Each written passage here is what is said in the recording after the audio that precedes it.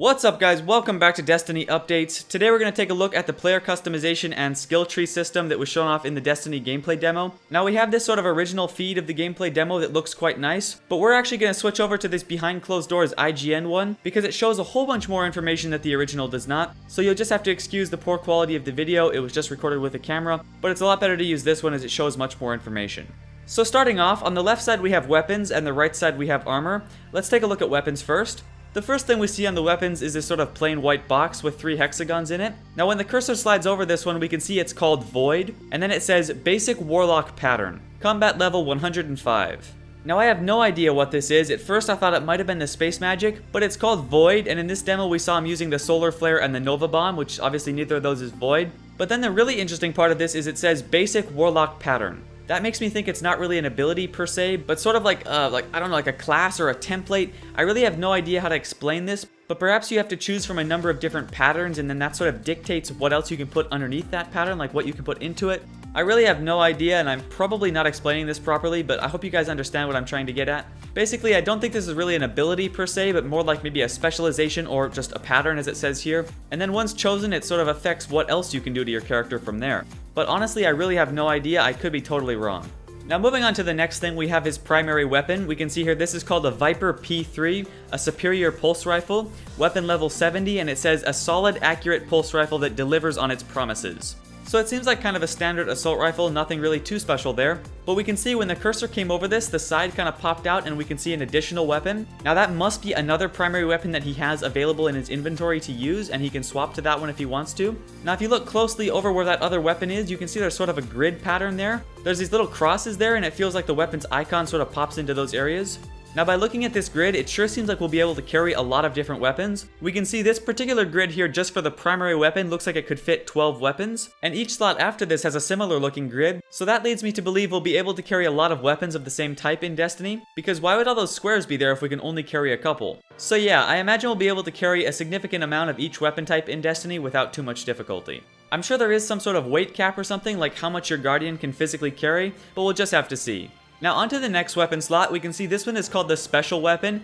Note that it does not say secondary, it says special, so I'm gonna guess that a lot of different types of weapons will be able to fit in this slot, not just pistols. Obviously big assault rifles and stuff will go into the primary slot, but I would imagine that a lot of interesting and unique weapons would come under this special slot. Anyways, onto the weapon itself, we can see this particular one is called the Duke Mark 44, a superior hand cannon, which I actually covered in a previous video. It's a level 70 weapon and it says slow to shoot but brutal upon impact. Now once again, we can see that grid on the left side again. This time it contains 2 weapons. Now the first one here, I'm really not sure what it is. I'm gonna go out on a limb here and say it's a shotgun, because that's the only resemblance I can sort of see, but even that I really don't know, I have no idea. But then the next one over on the left, I think I can recognize pretty clearly. It looks to me like a fusion rifle, which I also covered in a previous video, but it definitely looks pretty cool. Now onto the final weapon, we have the Thunder Lord, which comes under the heavy weapon slot. This is a level 200 exotic machine gun, and it says, even in the chaos of the gap, one could make out its thunderous fire, leaving a sea of fallen in its wake. Now below that, we can also see Gathering Storm, Full Force, Storm Master, and Rolling Thunder. Those are all available upgrades for the weapon, but we'll get into those in a second here. Let's go over to the other side and take a look at the armor. Although before we do that, there is one more thing I just noticed, which is that under the primary weapon slot and the special weapon slot, we can see these little lines alongside the currently selected weapon. Now the primary weapon has 1 line and the special weapon has 2. Those are actually indications of how many extra weapons you have for that slot. I guess just to make it quick and easy to see how much you have there without going over it. Anyways, let's go to the armor. The first thing here is the helmet called Nightwind Mask, and you can see this is level 35 superior head armor. Onto the next one, we have unnamed Common Arm Armor, level 35. And then the next one is Warsinger's Robe, which you can see is level 35 superior chest armor. Now the next one is a rather interesting item called Summersong Bond, which is a common Titan mark. Now I have no idea what a Titan mark is. My only guess is on the Warlock's sleeve we can see this sort of metal band that vaguely resembles the Titan mark. I'm guessing that must be what it is, but what purpose that serves I have no idea. Now one more thing about the Titan mark is that if you look way over to the right side where you can barely see it, it says class. Now the other slots said chest, legs, etc., but this actually says class, leading me to believe this is a class specific slot, and what kind of items you can put here will obviously depend on what class you are.